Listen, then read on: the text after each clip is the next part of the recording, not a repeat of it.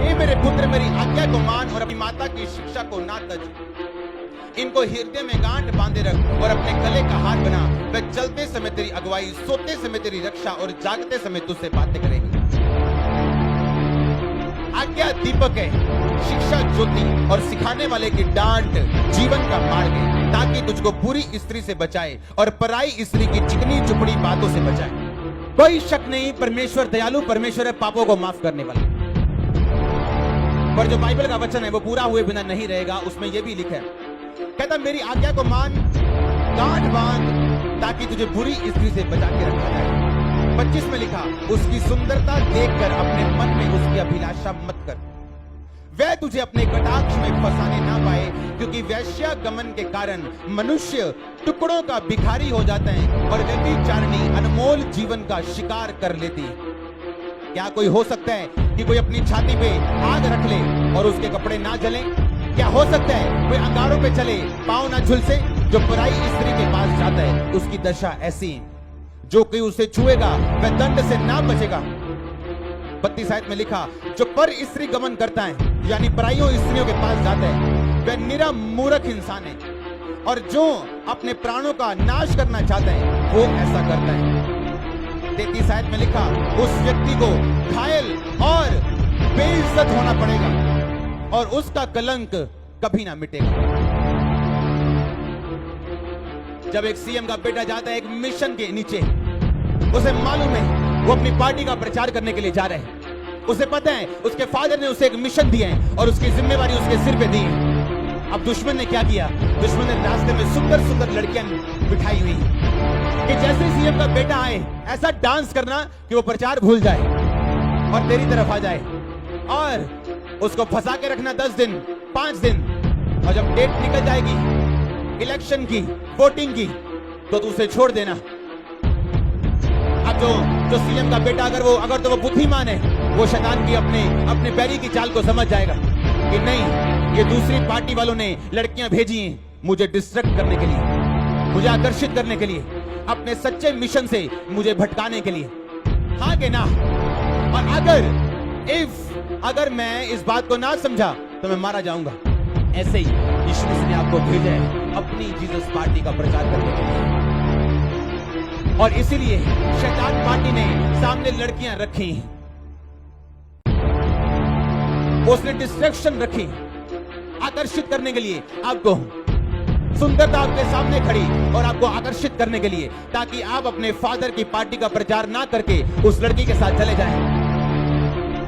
परमेश्वर ने कहा मैं तुझे माफ तो कर दूंगा, पर तुझे घायल होना पड़ेगा, तुझे बेइज्जत होना पड़ेगा, और तेरा कलंक कभी मिटेगा नहीं। आज लोग सुलेमान को याद करते हैं कि वो एक महान राजा, उसके अलावा दुनिया में कोई अमीर राजा नहीं था, और ना है अब तक। जितना उसके पास सोना था आज देशों के पास नहीं। एक देश ऐसा कोई नहीं जिसके पास सुलेमान के बराबर सोना।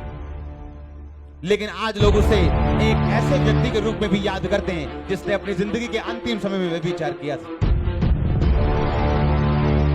दाऊद ने जब व्यभिचार किया उसे अपमानित होना पड़ा, चाहे वो परमेश्वर का सच्चा दास था, उसे लज्जित होना पड़ा, और शिमी ने आके उसे श्राप दिए। दाऊद कहता है इसको मत मारो जो मुझे श्राप दे रहे हैं, क्योंकि जो बेइज्जती मेरी हो रही ये यहोवा की ओर से हो रही। अब इसे मत छुओ, कर लेने जो करना है, क्योंकि मैं जानता हूं कोई मेरे खिलाफ नहीं आ सकता जब तक मैं अपने खिलाफ न चलूं तो। हालेलुया। आंखों की अभिलाषा, परमेश्वर ने कहा, मन की अभिलाषा, वचन कहते हैं उसकी सुंदरता देख के अपने मन में अभिलाषा ना कर, वो तुझे अपने कटाक्ष में फंसाने ना पाए, क्योंकि पर स्त्री गमन के कारण और वैश्या गमन के कारण मनुष्य टुकड़ों का भिखारी हो जाता है।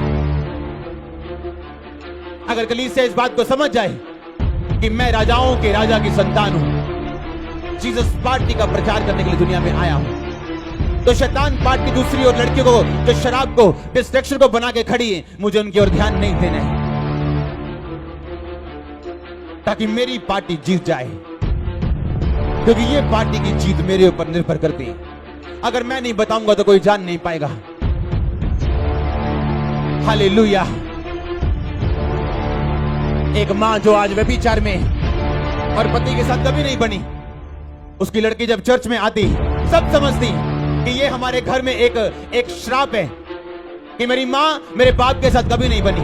क्यों? क्योंकि मेरी मां में व्यभिचार की आत्मा है। लड़की भी जानती, बाप को भी पता है, बहनों को भी पता है, भाइयों को भी पता है और रिश्तेदारों को भी पता है। अब वो लड़की इस बात को समझे, अगर ये श्राप मैं तोड़ना चाहती हूं तो मुझे पवित्रताई में रहना पड़ेगा। पर वो भी लड़कों के साथ सो रही और बाद में बोल रही, मेरी जिंदगी में ये प्रॉब्लम क्यों आई, ये क्यों आई, ऐसा क्यों हुआ, ऐसा क्यों हुआ। अब उसके बाप को पता चल गया कि ये लड़की भी ऐसी जैसी इसकी मां है, पर ये चर्च जाती, क्या वो बाप कभी बचेगा, कभी सेव होगा? बताओ। क्योंकि उस लड़की ने अपनी जीसस पार्टी का प्रचार नहीं किया और डिस्ट्रैक्ट हो गई। परमेश्वर ने कहा, तेरी आंखें बंद हैं, तुझे दिखता नहीं। जब तुझे दिखता नहीं, जब दूत आएंगे तो देख नहीं पाएगी, जब मौका आएगा तो देख नहीं पाएगा, तो वेट करता रहेगा, इंतजार करता रहेगा अपनी आशीष का। पर जब आईज ओपन होंगी तो देख पाएगा कि ये वेरी की चाल है, मैंने फंसना नहीं। हालेलुया। डिवाइन विजडम काम करती है, डिवाइन ईश्वरीय, जब आप पवित्रताई में चलना शुरू करते हैं।